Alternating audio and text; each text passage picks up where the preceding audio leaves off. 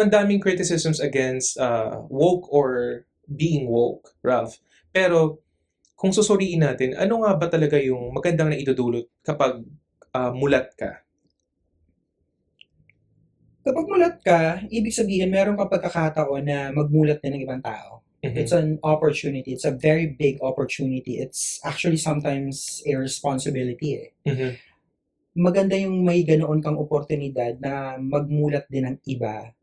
Ang cheesy, ang corny, pero ito kasi talaga yung pinaka-essence niya. Magmulat para sa ikabubuti ng lahat, ng Mhm. lipunan, ng mga susunod na henerasyon. Mhm. So that's the good thing about it. It's an opportunity to change the world literally for the better. Yeah. Ikaw ba?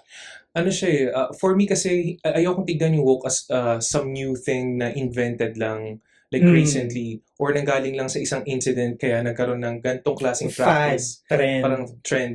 Kumbaga, for me, woke means that you are caring, you are compassionate, and you are empathetic to other people na hindi katulad mo, right? Correct. Woke means that you see the world from an abundance rather than a scarcity. Okay. Parang ganun.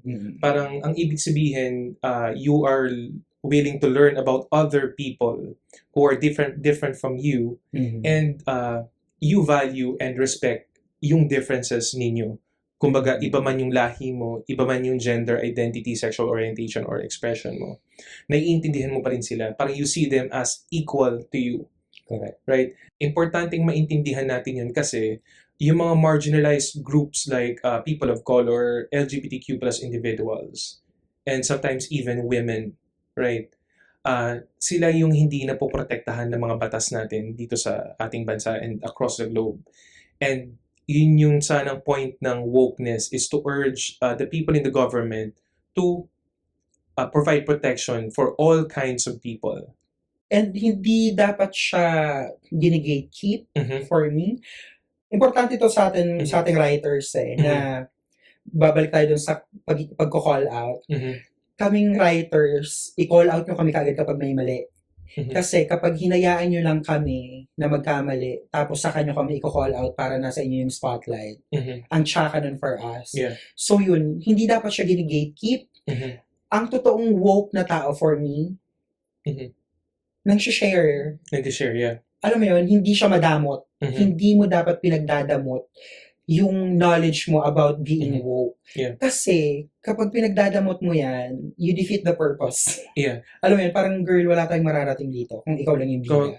Kung yung ang purpose mo lang is to feel superior and make others feel inferior, then you totally missed the point. Correct. Sinasabi natin to kasi meron tayong real life experiences tungkol sa mga ganitong klaseng tao. And I think we can admit siguro parang in our journey towards learning about the world, na dumating din tayo sa punto na parang, ay shit, parang ako lang yung may alam. Pero na-realize natin na hindi maganda yun. Totoo. And we totally missed the point. Parang correct.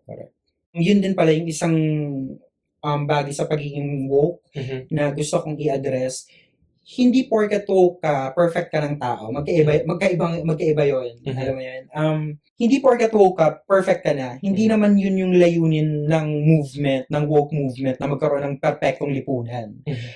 I mean, yun yung idea sana. Pero hindi siya... Yeah, but it's incomplete eh. Pwede kang magkaroon ng lipunan na mulat sa isang lipunan na hindi perfecto. Yeah. Alam mo yun, hindi naman siya given na dapat perfect.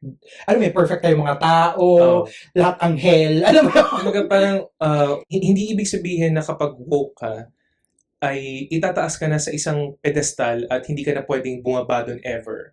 Kumbaga, it's not about parang, it's not a status. Alam mo yun? Hindi siya about having a premium quality to you. Correct. Superior ka to other people. Correct. Kumbaga, ano siya? It's not about you. It's not about you. It's about the injustices, the inequalities. A messenger ka lang about sa mga problemang hinaharap ng iba't ibang tao sa lipunan natin. Correct. Parang parte ka ng advokasya, parte ka ng pinaglalaban, pero it's not always about you. Parang ganun. Yes. Yeah. Isisingin ko lang din, Ralph, na importante rin na i-clarify natin na hindi masama yung essence ng wokeness kasi may mga policies na literal na ini-implement yung mga politiko, mga government officials sa ibang bansa. Hindi ko alam kung meron na dito sa atin. Pero malapit na kasi meron nagsusulong ata ng theocracy. Sila Villanueva. Anyway, pero sa example nito na real life is sa Florida, sa United States, si DeSantis. Parang nag-implementa siya ng policy sa schools na nag-restrict sa discussion ng race, oppression, gender, and sexual orientation sa mga classroom through the STOP Woke Act and Parental Rights in Education Law. So here, ina-argue ng law na yon na these laws give parents more say in what their kids learn in schools. Yung administration ni DeSantis also banned spending on diversity, equity, and inclusion programs from public college campuses. So, delikado na kapag hindi natin nilalabanan yung ganitong klaseng propaganda and literal na mga batas kasi yung mga marginalized groups nawawala ng protection. Correct. Hindi pa to yung Project 2025? Iba pa to. Okay, yeah. So, yung Project 2025, nakakatakot siya. Alam mo yun? And woke movement lang yung maaasahan natin na maging super active na labanan to. Alam mo yan? Kahit imperfect yung movement, the woke movement itself, hindi rin dapat natin siya dinidemonize. Alam mo yun? Kasi eto yung mga taong inaasahan natin pagdating talaga sa pakikibaka and pagdating sa better changes. Like if you're gonna look at history, the reason why, for example, women have the right to vote is because of yung pakikibaka ng mga taong woke. Alam mo yun?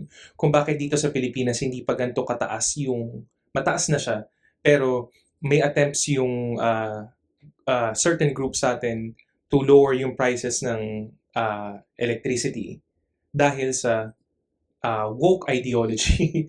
And maganda na ang laki ng sakop ng woke movement eh. Hindi lang sila sa politika. Parang makikita mo na may pakialam sila sa nature, sa environment, may pakialam sila sa LGBT plus movement, may pakialam sila sa health, may pakialam sila sa dole, sa employment, alam mo yun? So, nakakatuwa na may ganun tayong movement na maaasahan sa mga pagkakataon na hindi tayo kayang saluhin ng gobyerno. Yeah. Kumbaga parang ang problema ng mga tao sa being woke is ang ingay daw. Lahat na lang may sinasabi. Pero kailangan mag-ingay kasi kailangan may magbago kasi may mga nahihirapan. Yung mga example na binigay ko kanina, kaya merong karapatang bumoto yung mga babae kung bakit kailangang may calls to increase yung wages, kung bakit magkaroon ng protection ng LGBTQ plus individuals dito sa atin. Hindi dahil lang yan gusto namin magpabida. Hindi lang yan dahil gusto namin mukha kaming matalino or what. Dahil meron talagang nahihirapan na miyembro ng komunidad natin dito sa lipunan. Correct. Okay, final thoughts, Ralph. Ako, sabihin ko lang, tanggalin mo man yung sa dictionary yung term na woke, hindi mawawala sa realidad yung issue ng racism, classism, or class disparity, homophobia, xenophobia, and iba pang discriminatory acts na kasi naka-infuse siya mismo sa sistema natin, sa mga batas natin, at sa kakulangan ng mga batas na kailangan pumotekta sa marginalized groups like people of color and LGBTQ plus individuals. Ibahin mo man yung branding ng woke movement, such problematic realities exist and kailangan may mag-voice out ng opinion nila against oppression of these marginalized individuals para magkaroon ng relief, para matrato sila equally ng mga tao dito sa lipunan natin. Okay, for my final thoughts naman, ang pagiging woke mo ay hindi nagsastop sa pagiging woke mo ngayon. It's a continuing process hanggang mamatay ka. May mga magbabago. May mga bagay kang matututunan at ma-unlearn pa rin sa proseso ng pagiging woke mo. Kailangan i-update. Yes, kailangan i-update. Maraming ganyan, napatunayan natin yan. Nasa paglipas ng mga panahon, yung mga paniniwala natin dati na akala natin progresibo na, may ipo-progresibo pa pala. So, it doesn't stop today. Alam mo na. Also, ang woke ay pagmulat. Hindi lang siya pagising. Kasi, pwedeng gising ka nga, pero nagtutulog-tulugan ka pa rin. Kailangan, mulat ka fully. Sa pagmulat mo naman, huwag ka nang pipikit, girl. Alam mo yun, parang, may frustration kasi ako sa ibang members ng progressive community na, pagdating sa ibang usapin, nawawala yung pagiging mulat nila. Dahil sa politika, dahil sa internalized homophobia. Alam mo yun, nakaka-frustrate. So yeah, it's as simple as that. Kapag namulat na, huwag nang pipikit. That's it. Pero kung pumikit ka minsan, okay lang yan kasi we can allow ourselves to take a break. We're not always in the best condition, mentally, emotionally, physically. So, part din yun ng lesson about the community who practices yung ideology ng pagiging woke. Alam mo yun. Yung pinag-usapan natin kanina, you have to give yourself a space. Pero ang gusto ko lang din, i-note din dyan, every time you give yourself a space, make sure na hindi mo maaapektuhan yung cause. Or yung ibang, you don't harm anyone, basically. Exactly. Yun. Pwede ka namang, wala ka sa mood ngayon magpaka-woke. You wanna be apolitical for a time for your mental health, that's okay. That's okay. Pero wag na wag mo yung dadalhin sa publiko na makakasira sa cause or sa pinaglalaban ng woke movement.